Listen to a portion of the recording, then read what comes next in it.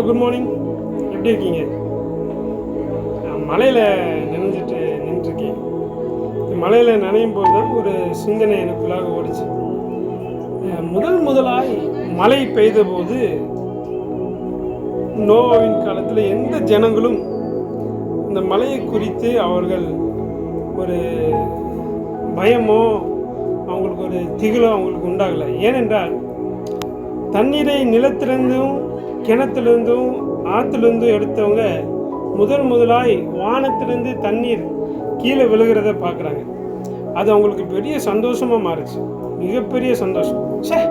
என்னடா வானத்திலிருந்துலாம் தண்ணி வருதுன்னு சொல்லி ரொம்ப வியக்கத்தக்கதாக பார்த்தாங்க. ஆனால் உண்மையில் அவங்களுக்கு சந்தோஷமாக இருந்த அந்த மழை அவர்களுடைய அழிவுக்கு மிக முக்கிய காரணமாய் அமைந்தது. ஆண்டவர் ஏற்கனவே நோவா மூலியமாக சொல்லியிருந்தார், ஆண்டவர் பூமி மேலே மலையை வர்ஷிக்க பண்ண போகிறார், அந்த மலையில் நீங்கள்லாம் அழிஞ்சிருவீங்க, அதனால் நான் கட்டியிருக்கிற இந்த பேழைக்குள்ளே வாங்கன்னு அவர் எல்லாருக்கும் அறைகோல் விட்டார். ஒருத்தனும் கேட்கலைங்க. இன்னைக்கு சொல்கிற பாருங்க, நம்ம என்ன அட்வைஸ் பண்ணாலும் சிலரில் கேட்கவே மாட்டேங்கிறாங்களே. அதை குறிச்சுலாம் நீங்கள் கவலைப்படாதீங்க. நோவா அவ்வளோ பெரிய பிரசங்கியார், இருக்கிறதே வச்சு மிகப்பெரிய பிரசங்கியாரே நோவா. அவருடைய பிரசங்கத்தை கூட நிறைய பேர் என்ன செய்யலாங்க, கேட்கவே இல்லை. குடும்பத்தை தவிர வேறு யாரும் கேட்கல. நீங்கள் சொல்கிறது என் காதில் விழுகுது, உங்கள் மைண்ட் வாய்ஸ் கேட்குது.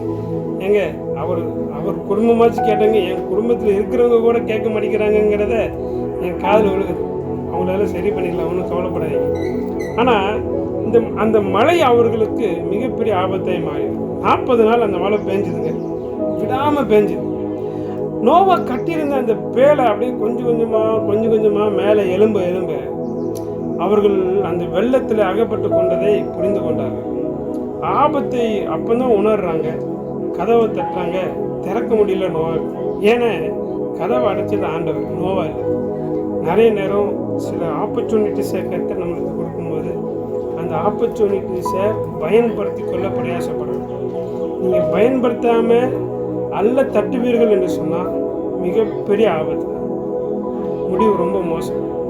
நோவா குடும்பத்தை தவிர ஒருத்தனும் பொழைக்கலைங்க. அந்த வேலைக்குள்ளே ஏற்றப்பட்ட மிருக ஜீவன்கள்லாம் காக்கப்பட்டுச்சு. மனுஷங்க அத்தனை பேரும் நிகிரகம் பண்ணப்பட்டாங்க. இன்றைக்கி ஆண்டவர் உங்களுக்கு நிறைய ஆப்பர்ச்சுனிட்டிஸ் கொடுக்குறாங்க. அந்த ஆப்பர்ச்சுனிட்டிஸை பயன்படுத்திக்கோங்க. உங்கள் வாழ்க்கையில் பெரிய ஆசீர்வாதங்கள். God bless you.